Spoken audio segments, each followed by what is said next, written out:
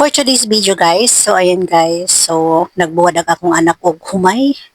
So timing sad sa akong pagpanawag is kalingaw na siya og hakot-hakot og humay. So mao na nga gabuwad di ay siya. So karon pasalamat man sad ko aning akong anak kay bisan pa man ni og usahay gahig ulo.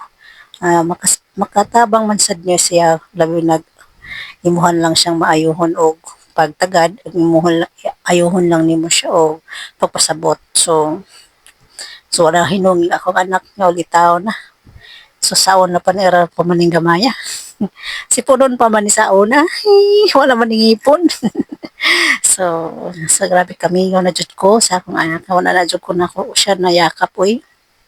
Grabe na jud ka. Pila na katuig na sa mga wala sad ko kauli.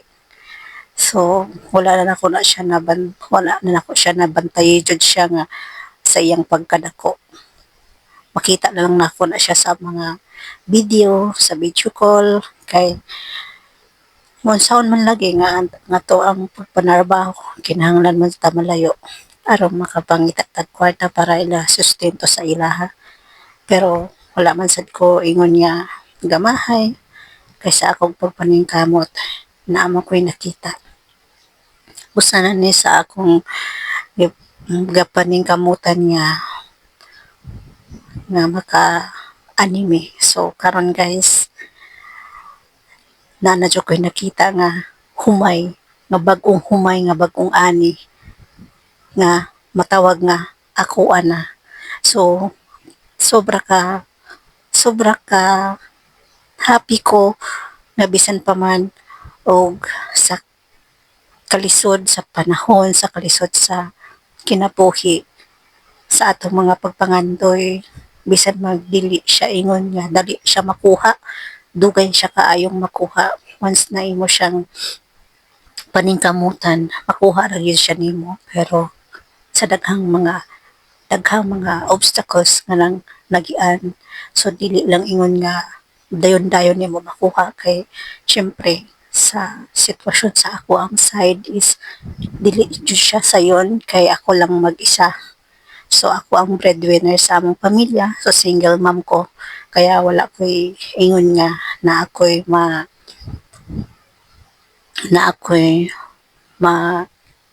masandigan sa tanan akong mga kinahanglan sa akong kinabuhi. So mao na guys nga anang lipaya jud nako nga bisan pa man og gamay nga mga kantidad, gamay nga akong nakabot sa akong pagpanarbaho, bisan pa man og ako lang isa, bisan pa man sa gamay na kong sweldo, sa gamay na kong mga na-achievement, proud ko kayo sa akong self nga nahimo ako ni ug nabuhat ni nako sa ako ang paningkamot ug walay laing tao nga akong gisaligan. Although nagpasalamat ko sa mga taong sa dihang nagkamalisod ko naa sila, sa dihang nagkinahanglan ko naa sila ning agapay sa ako. Sobrang pasalamat na ako sa ilaha. Sobrang dakong mga kanang kuan, dako kog ayog mga utang kabubuton sa ilaha, sa ilang mga pagtabang. Kahibaw ko nga ang Ginoo lang ang naghatag sa ako og giya, og ang Ginoo lang sab ang naghatag sa ako nga gikuan lang niya ang tao nga mutabang sa ako. Pero wala jud ko pag wa jud ko ga ga gakalimot sa Ginoong sa tanan ako mga pagsulay, sa tanan ako mga ginabuhat. Lord lang ng Lord ko, as in bisan pa man sa akong mga weaknesses, ako mga kasaypanan, pero Ginoo lang gyapon akong gisampit sa tanan akong mga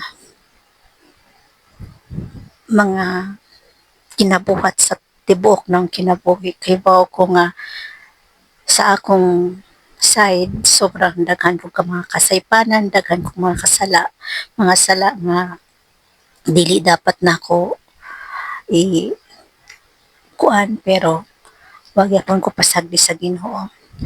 So sobrang worth it ang akong mga sakripisyo.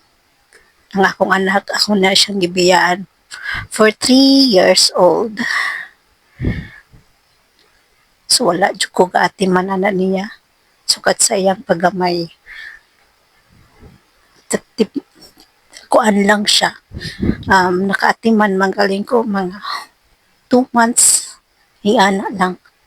Ang akong mama jud ang nag-atiman sa iya. So ang pasalamat ko sa akong mama. Bisan pa man og sa among kalisod, gikaya na ko ang tanan. So maong sa nakakita ko nga na naman dahil ko'y nakita sa akong pagpanarbaho bisan gamay na kong sweldo. Sa akong pagpanarbaho, usahay, makanda utang-utang pa. Pero, kung isalik jud yun sa tanan sa Ginoo, dili jud kaniya pasagdan bisan pag-arang kalisod. Naa jud mga tao nga iyang ikuan sa imo nga mo'y mutabang. Pero grabe, makaingon jud ko sa Ginoo nga sobrang blessed ko sa tanan bisan pa man og dili ingon nga dagko ang iyang ginahatag sa ako. Pero wala jud ingon nga iyang pasagdan. Sobra ka worth it at sobra talagang love ako ni Lord. Makaingon jud ko sa akong kinabuhi nga salamat Lord. Wala jud ko nimo pasagdi bisan sa pag-ahong mga kakulian, sabi ako mga kasipanan sa tanan akong kinabuhi. Pero Lord, sukad-sukad sa mga paggamay pa nako, daghan ng mga kakulian sa akong kinabuhi na muntikan akong mamatay, muntikan akong na 50-50, basta daghan. Pero di agi hapon ko ni edad gihapon kong 36 karon naalang gihapon ko nagpadayon bisan pagkalisod sa kinabuhi, nagpadayon lang gihapon kay kahibalo ko nga tamang panahon ako na sad ang imuhang tabangan nga makahawa sa kalisod. Kay bawo ko nga dili lang dinhitaman ang akong mahimo. Kay bawo ko nga imo pa kong tagaan ug imuha pa kong kay bawo ko nga dili lang dinhi ang tanan pagkuhan ng kinabuhi, kundi patuloy lang gihapon bisan sa lisod hanggat may panahon, hanggat may buhay, may pag-asa. So talagang sa tibuok na kong kinabuhi, nangarap man sad ko. Pero dili man ako kaya kung ako ka siyang i-force og ayo. So unti-unti, kahit bahala kung dugay, bahala kung mabagal, basta kipaning kamutan. Basta sa tamang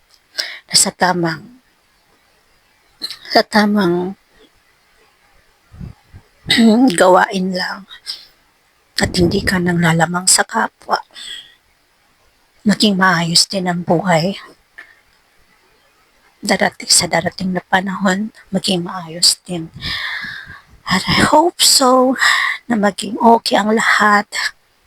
Hindi lang dito nagtatapos ang buhay. At sana